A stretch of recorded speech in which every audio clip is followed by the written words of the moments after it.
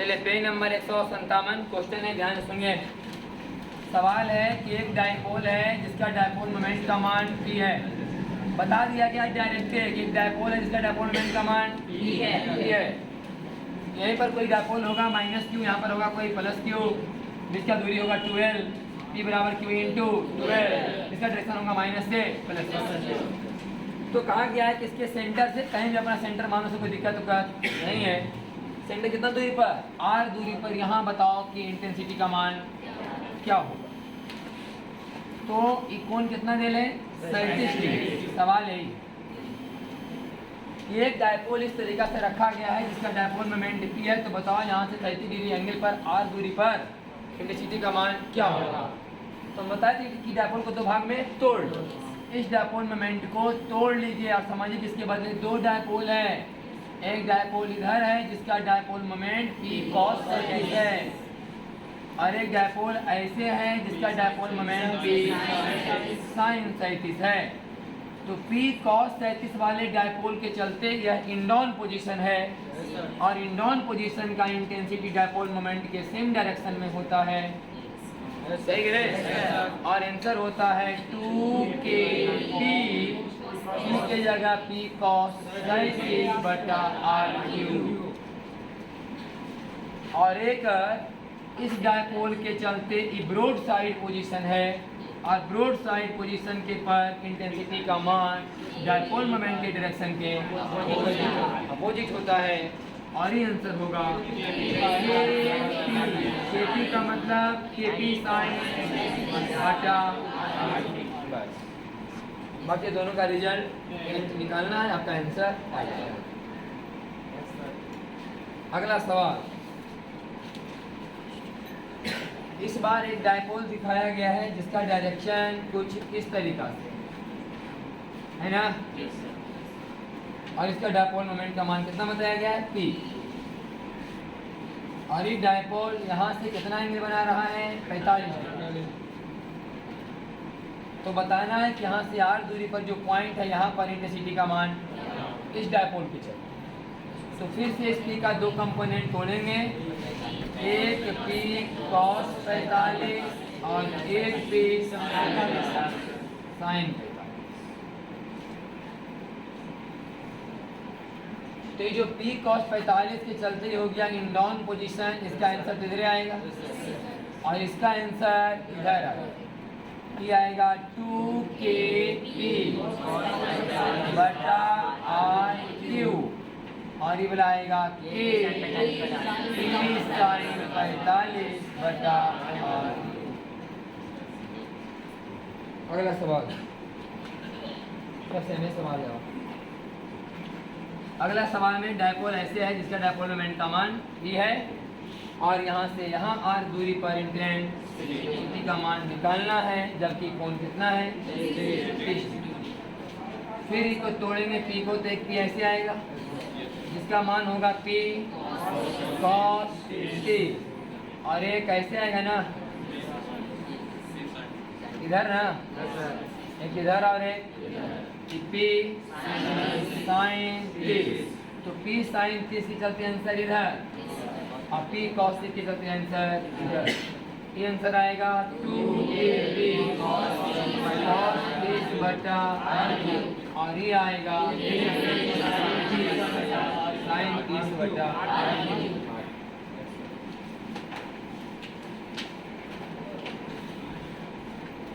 इसका बात तो पहले हो चुका है कि अगर कोई डायपोल है यहाँ पर -q और यहाँ पर यहाँ से r दूरी पर पोटेंशियल बराबर 0, सही ना।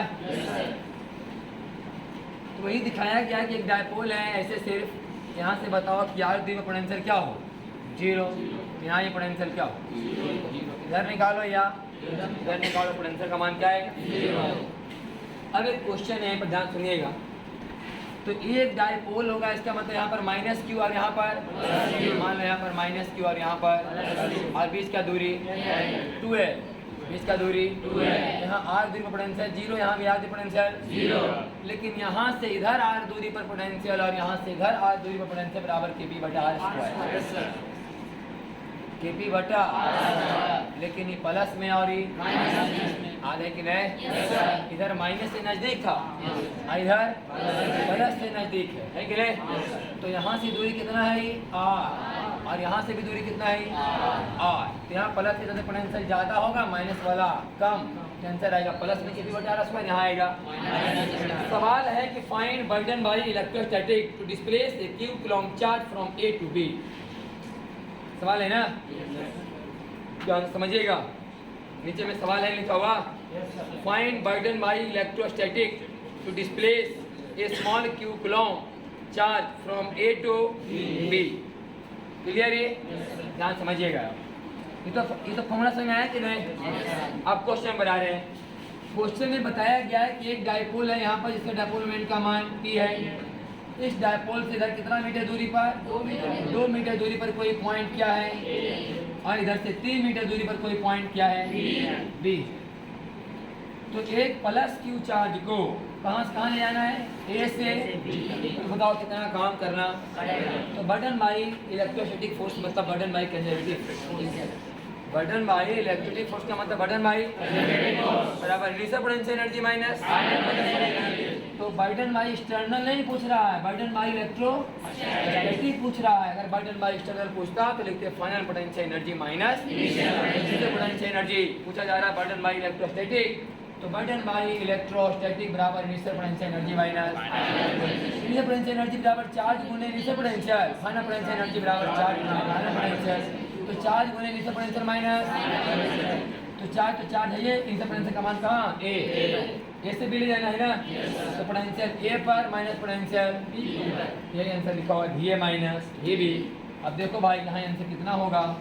यहाँ आंसर होगा KP बटा 2 स्क्वायर, KP बटा 2 स्क्वायर मैंने 4, और यहाँ KP बटा 9 माइनस P बटा 9, और फिर बीच में है वो माइनस, सही कि नहीं?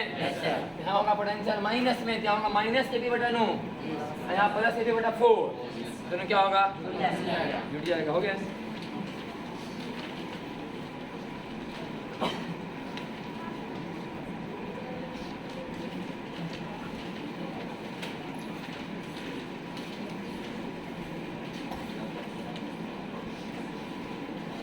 किसी भी चार्ज को किसी एक पॉइंट से दूसरा पॉइंट अगर लेके जाने वाला सवाल कभी भी हो, या तो आप ग्रेड बना सकते हैं कि जिस पॉइंट पर पहले चार्ज था वहाँ का फुल एनर्जी निकाल लो, और जिस पॉइंट पर चार्ज बाद में गया वहाँ का एनर्जी निकाल लो।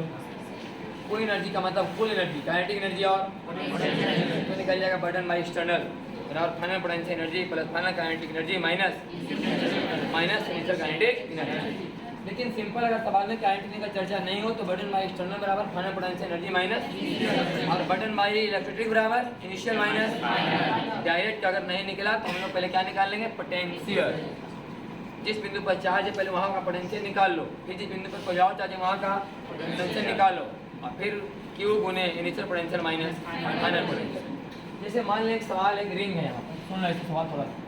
एक रिंग है, इसके सेंटर से x दूरी पर यहाँ पर कोई चार्ज, कोई जगह है रिंग के सेंटर से x दूरी, तो यहाँ पर कुछ पोटेंशियल होगा कि नहीं?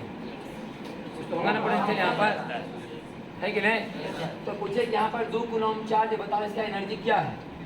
तो कुछ नहीं, 2 कूलम्ब चार्ज अब गुने यहाँ पर किसका? रिंग, सही कि नहीं? हाँ, पोटेंशियल एनर्जी नहीं बुझाए तो क्या निकालना चाहिए? पोटेंशियल। और वहाँ पर जैसे कूलम्ब चार्ज रखा है, चार्ज गुने पोटेंशियल बराबर पोटेंशियल एनर्जी। फिर कोई और इस चार्ज को कहीं और लेके जाना होगा, मान लिया जाए, है कि नहीं? इसी चार्ज को मान लिया कहीं और लेके जाना है कोई डायपोल की जगह पर, ये माइनस Q है, यहाँ पर क्या है? प्लस Q है। बताओ कि यहाँ पर हमको लेके जाना है इस चार्ज को 2 कूलम्ब को यहाँ से यहाँ लाना, कितना काम करना? तो यहाँ का फिर निकालेंगे पोटेंशियल गुने चार्ज बराबर एनर्जी, तो ये मिला एनर्जी को वो आएगा बर्डन बाय एक्सटर्नल, और इसमें तो घटाएंगे तो बर्डन बाय इलेक्ट्रोस्टैटिक, है कि नहीं?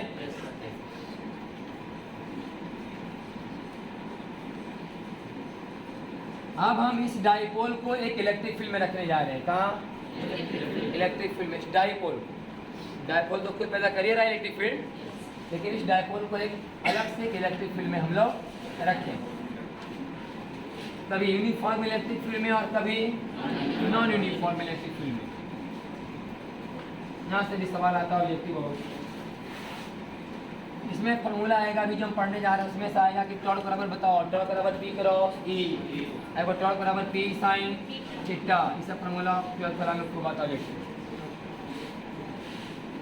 समझिए। लिखा हुआ है कि यूनिफॉर्म इलेक्ट्रिक फील्ड है, क्या लिखा ना, एक यूनिफॉर्म इलेक्ट्रिक फील्ड है। यह पहले पढ़ा हो चुका था ये, लेकिन पहले हम लोग सिंगल चार्ज रखते थे प्लस क्यू और बोले यहाँ प्लस क्यू चार्ज रखो, इस पर बल लगेगा क्यूई, माइनस क्यू चार्ज रखो, इधर बल लगेगा क्यूई, लेकिन प्लस क्यू चार्ज को इधर फेंको वेलोसिटी का मान बढ़ जाएगा, प्लस क्यू चार्ज को इधर फेंको वेलोसिटी का मान बढ़ जाएगा, माइनस क्यू चार्ज को इधर फेंको वेलोसिटी का मान बढ़ जाएगा, माइनस क्यू चार्ज को इधर फेंको वेलोसिटी का मान। रास्ता हमेशा स्ट्रेट लाइन होगा और इससे डायरेक्शन बराबर होगा q by m, q by m. और उसने बताया था कि हम लोग बोलते हैं इसको स्पेसिफिक चार्ज, क्या बोलते हैं इसको, स्पेसिफिक चार्ज। इससे पता चल सकता है कि सेम इलेक्ट्रिक फील्ड में अगर अलग अलग चार्ज को फेंका जाए किसका तुरंत का मान ज़्यादा होगा, जिसका क्यू बाई एम का मान ज़्यादा होगा। उसमें सिंगल चार्ज के बारे में चर्चा हुआ। अभी हम बता रहे हैं कि मान लीजिए कि इलेक्ट्रिक फील्ड है, इसमें कोई डायपोल रख दीजिए, क्या रखना है, डायपोल। अब डायपोल को ऐसे रख दो भाई, चाहे डायपोल को ऐसे रख दो, minus Q R, electric field इधर है ये 3 न्यूटन पर कूलम।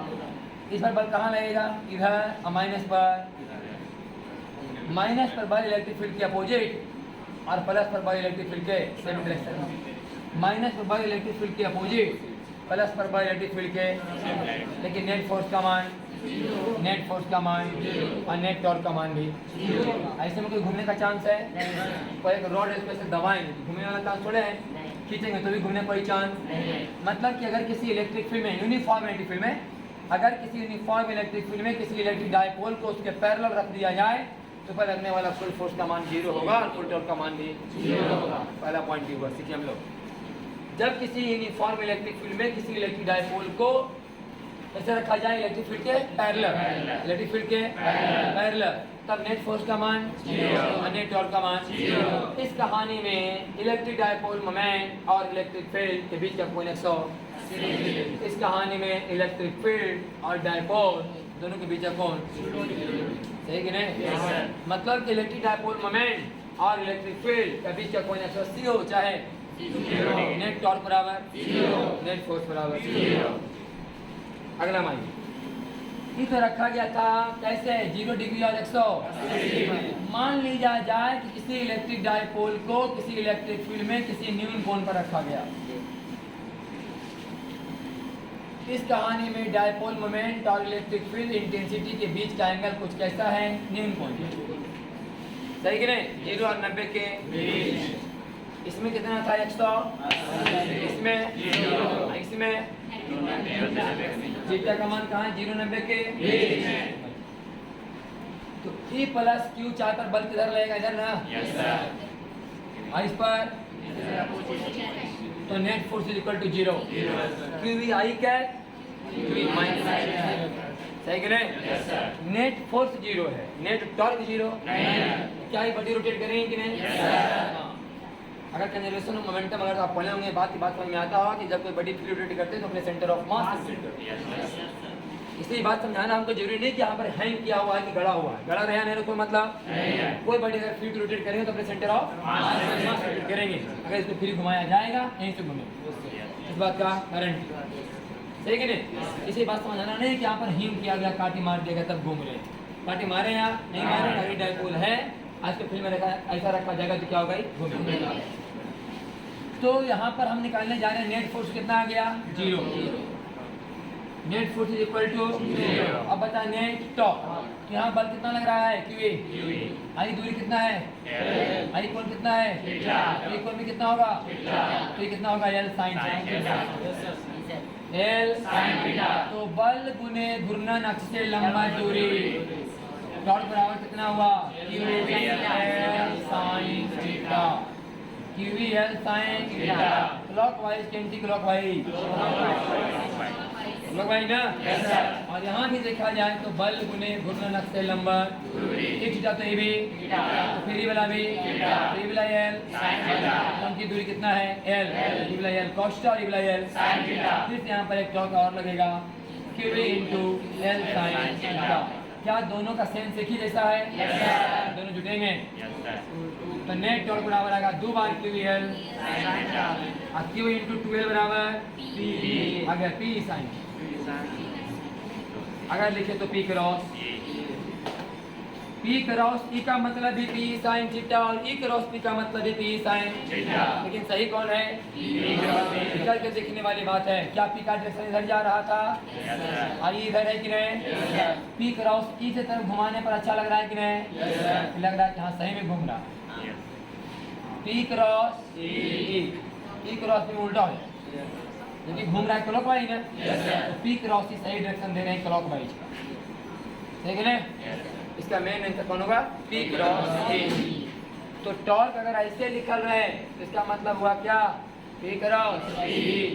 अगर टॉर्क का मैग्नीट्यूड लिखना हो पी क्रॉस ई का मैग्नीट्यूड बराबर P sine theta is angle between P and E. देखो theta is angle between P and E. एक जल्दी हो थीटा सही है। Theta is angle between P and E. P है और ई, यहाँ कौन थीटा थी? कौन थीटा। दो चीज़ समझ में आया कि जब किसी चार्ज पार्टिकल को इलेक्ट्रिक फील्ड के पहले रखा जाए तो नेट फोर्स 0 और नेट टॉर्क भी 0।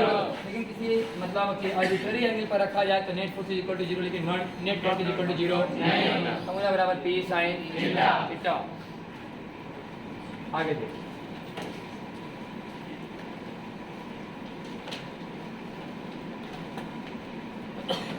पी क्रॉस सी हो गया।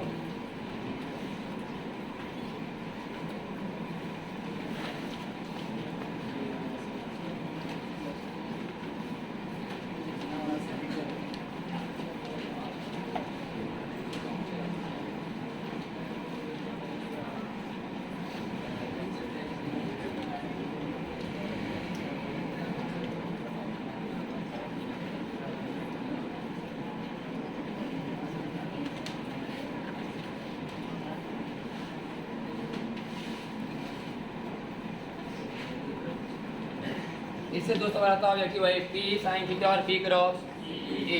आज कुछ तो ना ध्यान से समझो। यहाँ से भी दो सवाल आएंगे अभी जो कराने जा रहे हैं।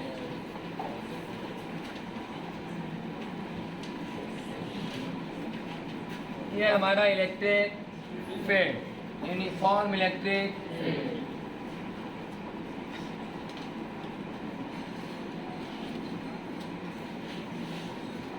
जिसमें एक डाइपोल रखा गया है। पहले कितना एंगल पर था? थीटा 1 एंगल पर पहले ही डाइपोल ऐसे रखा गया था। माइनस क्यू प्लस क्यू वाली कोण कितना था? थीटा 1। तो किधर घूमना चाहेगा? क्लॉकवाइज कि एंटी क्लॉकवाइज? क्लॉकवाइज। अब कोई जबरदस्ती इसको घुमाना चाहता है एंटी क्लॉकवाइज।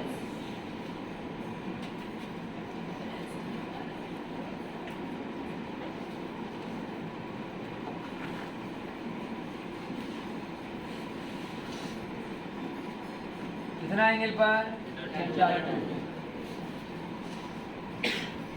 थीटा 2 बताया गया है ना। तो हमें निकालना है बर्कडन। क्या निकालना है?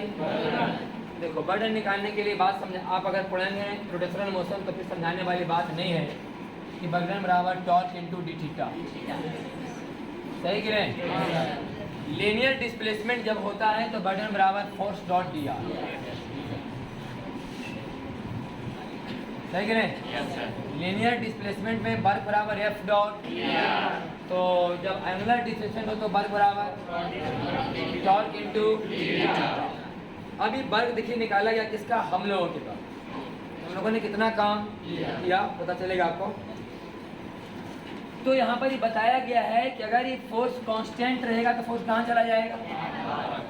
उसी तरह से अगर ये टॉर्क कांस्टेंट है तो ठीक है, अगर वेरिएबल है तो कहाँ चला जाएगा? नहीं, कांस्टेंट है तो कहाँ चला जाएगा? अब वेरिएबल है तो अब यहाँ देखो टॉर्क यहाँ वेरिएबल है क्योंकि टॉर्क बराबर लिखा है पी साइन थीटा। जब हम इसको थीटा 1 से थीटा 2 पर ले जा रहे होंगे तो मान थीटा का चेंज हो रहा होगा। है कि नहीं? तो ये बताया गया है नीचे की टॉर्क क्या है? यहाँ वेरिएबल है। है लिखा टॉर्क वेरिएबल है तो का फॉर्मूला क्या होता है पी ई साइन थीटा। तो निकाला जा रहा है अब बर्डन बाई किसका इलेक्ट्रोस्टैटिक। क्या निकाला जा रहा है बर्डन बाई निकले ना बर्डन बाई इलेक्ट्रोस्टैटिक। हम लोग का बर्डन है बर्डन बाई इलेक्ट्रोस्टैटिक बराबर ध्यान सुनिए अब। तो बर्डन बाई इलेक्ट्रोस्टैटिक फोर्स बराबर टॉर्क इनटू डी थीटा का इंटीग्रेशन थीटा 1 से लेकर के थीटा बर्डन बाई इलेक्ट्रोस्टैटिक। हम फोर्स हम टॉर्क ऐसा लगा रहे हैं जबकि इलेक्ट्रिक फोर्स ऐसे लगा रहे हैं। सही कि नहीं।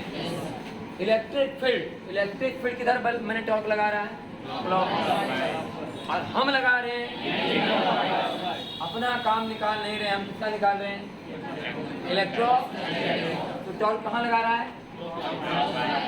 जबकि डिस्प्लेसमेंट कहाँ है एंटी क्लॉक इसलिए लिखा गया है cos 180 डिग्री। समझ आया कि नहीं। टॉर्क का डायरेक्शन कहाँ है क्लॉकवाइज। हमारा टॉर्क नहीं इलेक्ट्रिक फील्ड वाला टॉर्क। हम इसका निकाल रहे हैं बर्डन इलेक्ट्रिक फोर्स का जो बाहरी फील्ड लगाया गया है। तो ये फील्ड चाह रहा है इसको इधर घुमाने के लिए ना हम चाह रहे हैं इधर। अगर हम अपना काम निकालेंगे तो cos 0 डिग्री। अगर अपना काम निकालेंगे तो cos 0 डिग्री तो हम टॉर्क इधर लगाएंगे और डिस्प्लेसमेंट भी इधर ही हो रहा है। मतलब दोनों का डायरेक्शन अपवर्ड दोनों का डायरेक्शन क्लॉकवाइज कहने का मतलब डाउनवर्ड एंटी क्लॉकवाइज कहने का मतलब क्लॉकवाइज एंटी क्लॉकवाइज डायरेक्शन नहीं होते मेन डायरेक्शन होता है अपवर्ड और तो टॉर्क का डायरेक्शन कहाँ है डाउनवर्ड और डिस्प्लेसमेंट का अपवर्ड। cos 180 टॉर्क का मान पुट करिए P और बाहर एगो थीटा 1 से थीटा बराबर P साइन का डायरेक्शन माइनस cos थीटा तो माइनस का वैल्यू है। सही कि नहीं। आगे बचा सिर्फ कौन थीटा 1 से थीटा बराबर cos theta 2 minus P cos theta. और ये बात हमारा बताओ कि बर्डन बाई इलेक्ट्रोस्टैटिक फोर्स बराबर initial potential energy minus final potential energy. सही कि नहीं। ध्यान से सुन लेकिन इनिशियल थीटा 2 थोड़े है इनिशियल कौन है पहले ओकरा ले माइनस P cos थीटा और फिर माइनस P cos थीटा। अब बैठ गए लेकिन है इनिशियल है कहानी थीटा 1 ना फाइनल कहानी थीटा 2 तो इसको लिखेंगे minus P cos theta 1 minus P cos theta 2। इसका मतलब शुरू में पोटेंशियल कितना था बाद में पोटेंशियल एनर्जी जो जब थीटा 1 पर था तो माइनस P cos थीटा 1 जब था थीटा 2 पर तो माइनस P। इसका मतलब जनरल अगर देखा जाए कि अगर कोई डायपोल जिस समय थीटा एंगल पर रहा होगा उस समय कोई पूछे कि इसका पोटेंशियल एनर्जी बताओ तो हम लोग लिखेंगे minus P cos theta. Minus P cos theta. सही कि नहीं। याद कि जब हम लोग इलेक्ट्रिक पोटेंशियल एनर्जी पढ़ना शुरू किए थे तो हम लोग एक चार्ज को एक जगह से दूसरे जगह ले गए नहीं और निकलवाए थे बर्डन बाई इलेक्ट्रोस्टैटिक। तब आए थे कि इनिशियल डायरेक्ट तब उसको जनरलाइज करके लिखे थे कि बर्डन बराबर के की मैंने पोटेंशियल एनर्जी बराबर के क्यू मैंने के Q1 Q2 बटे R नहीं। जिस दिन पोटेंशियल ये पढ़ाया गया था के Q1 Q2 बटे R उस दिन हमने चार्ज को कहाँ ले गया था दूसरी जगह R1 से कहाँ R2 पर और निकाले थे कि हमने कितना काम किया या निकाले हम कि मतलब कूलॉम फोर्स ने कितना काम किया। काम बराबर लिखेंगे इनिशियल माइनस इनिशियल को तुलना किया इनिशियल से फाइनल का तुलना किया फाइनल से तब एक जनरल फॉर्मूला निकल के आया होगा के Q1 Q2 बटे R। सही कि नहीं। तो हमने क्वेश्चन को सॉल्व किया यहाँ से जनरलाइज कर दिया सवाल कि जब थीटा 1 था तो लिखा है minus P cos theta 1 theta 2 में माइनस P cos थीटा 2 मतलब जब थीटा रहा होगा तो माइनस P cos थीटा मतलब माइनस P डॉट ये सवाल आएगा ऑब्जेक्टिव में। पोटेंशियल एनर्जी बराबर माइनस P डॉट ई सिर्फ माइनस P डॉट या माइनस P cos थीटा। सही ना। अब ये बात तुम फिर से समझना होगा। हम लोग बार बार समझाते हैं कि पोटेंशियल एनर्जी का कोई फार्मूला नहीं होता है चेंज इन पोटेंशियल एनर्जी का होता है। आखिर कहीं तो जीरो माना गया होगा जिस समय हम पोटेंशियल का फॉर्मूला लिखा था Q1 Q2 बटे R, उसमें बताते क्या मैंने जीरो कहाँ है, फिनाइल कहाँ पर जीरो है, तो यहाँ कहाँ पर जीरो है 90 डिग्री, कहाँ जीरो है, ध्यान सुनना कहानी का मेन सारांश यहाँ है। वास्तव में सच्चाई जो हमको फील होना चाहिए, एक नज़र में ऐसा फील होता है, ध्यान से समझिएगा कि यह इलेक्ट्रिक फील्ड है। यहाँ पर कोई डायपोल ऐसे रखल है -Q प्लस Q, समझना कैसे ऐसे कोई जबरदस्ती पकड़ ले है, इसको छोड़ेंगे तो कहाँ फेंकाएगा ये, क्लॉक है कि नहीं। तो बताओ यहाँ एनर्जी ज़्यादा है कि फेंकाने के बाद ज़्यादा हो, अभी ज़्यादा है ना, समझ आ रहा है कि नहीं। एक वस्तु यहाँ पर है तो छोड़ेंगे कहाँ जाएगा, यहाँ नहीं ज़्यादा कि यहाँ है ना, यहाँ एनर्जी, अब सोचिए यहाँ मतलब यहाँ जब ऐसे पकड़ को रख ले होगा, छोड़ेंगे तो फेंका कैसे, तो क्या होता है, यहाँ एनर्जी और सबसे ज्यादा, समझिए अगर यहाँ एनर्जी सबसे ज्यादा माना जाए तो यहाँ एनर्जी से क्या है, यहाँ और यहाँ जीरो। अभी समझना ये बात को, यहाँ मैक्सिमम मानेंगे तो यहाँ क्या मानेंगे, जीरो, यहाँ जीरो मानेंगे तो इधर माइनस, इधर सही यहाँ सेटिंग है। एनर्जी माइनस में इसलिए आ रहा है क्योंकि हमने यहाँ जीरो कंसीडर किया है।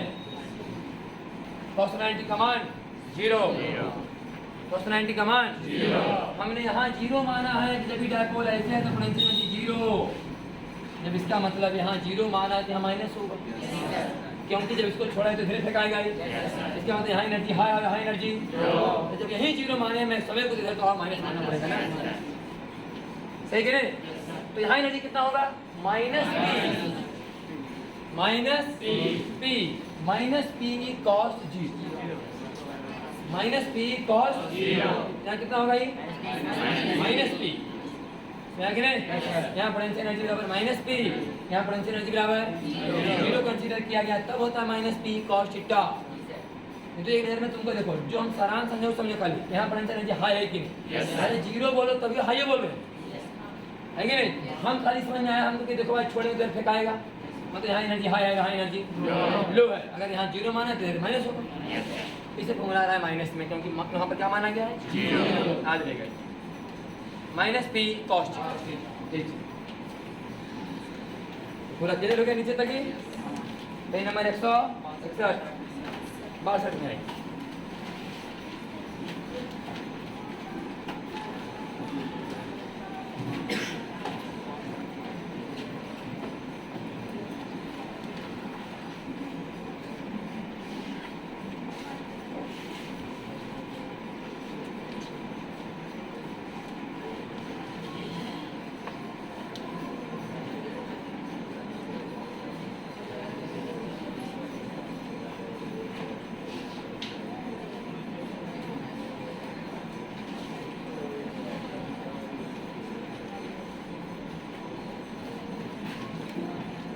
क्या निकल है, find angular velocity of dipole when it is parallel to electric field.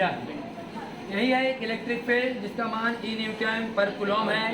इसमें एक डाइपोल को ऐसे रखा है कई डिग्री पर, 53 डिग्री पर, और यहाँ से रिलीज कर दिया गया -Q plus Q, dipole moment का डायरेक्शन इधर होगा, माइनस से प्लस Q, इधर लंबाई है, इधर भी लंबाई है, आई कोण का मान 53 डिग्री, और इसका मास कितना है,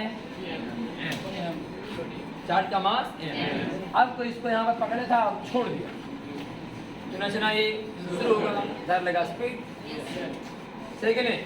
जब ये घूमना शुरू किया धर लेगा। बताओ कि उस समय इसका एंगुलर वेलोसिटी क्या है जब ये पैरेलल टू इलेक्ट्रिक फील्ड आ गया, पैरेलल टू बेसिक से ही बना सकते हैं, ऐसा कंजर्वेशन ऑफ एनर्जी से बनाया हुआ है वो, हम लोग बेसिक बना सकते हैं। क्या बनाना है, इस पर टॉर्क कितना लगेगा, P sin, हाँ, लेकिन गड़बड़ है कि टॉर्क का मान बार बार चेंज होता है। अगर टॉर्क थोड़ा देर के लिए कांस्टेंट रहता है ना तो टॉर्क से हम लोग अल्फा निकाल लेते हैं।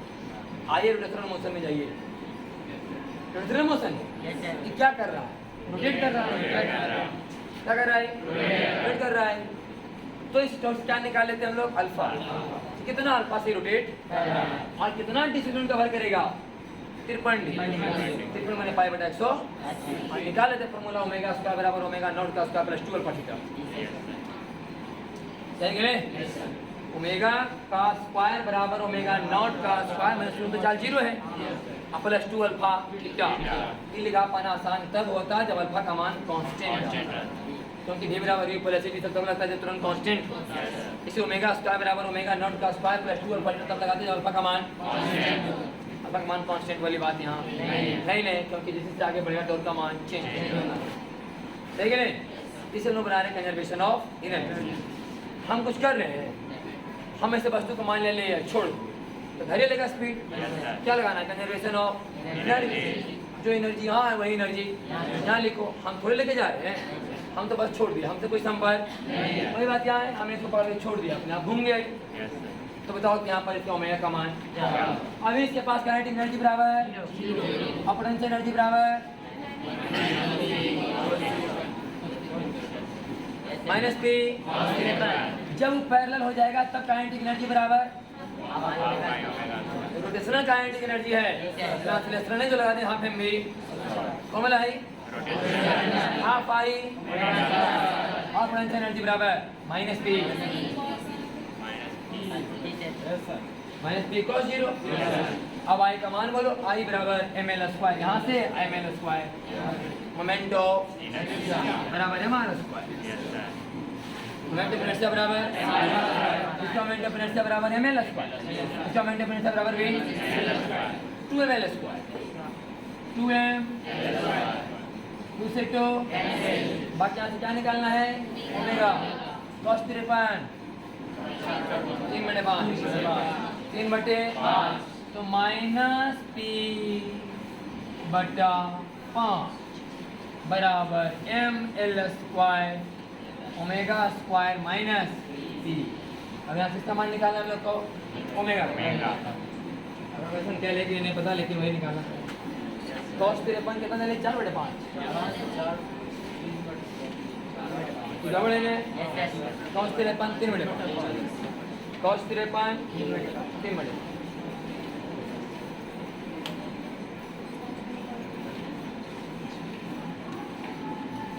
हो गया ना।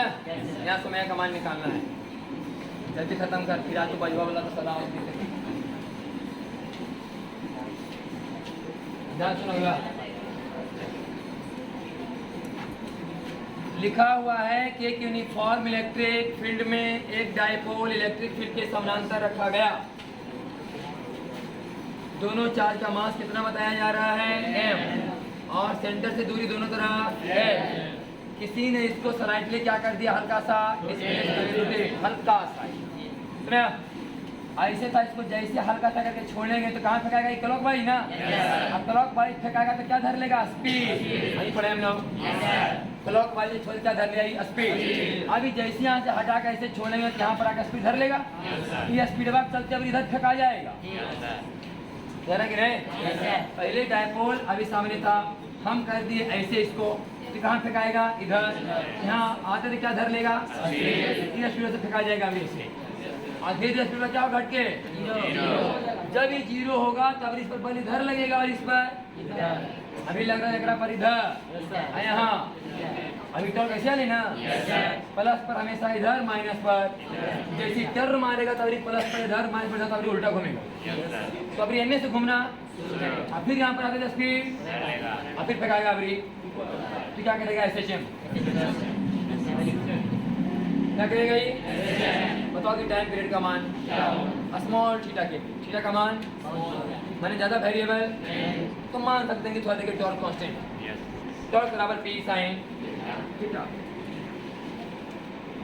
टॉर्क बराबर I अल्फा बराबर P sin अल्फा बराबर P बटा I sin थीटा अल्फा बराबर ओमेगा स्क्वायर थीटा अल्फा बराबर ओमेगा स्क्वायर बराबर बोल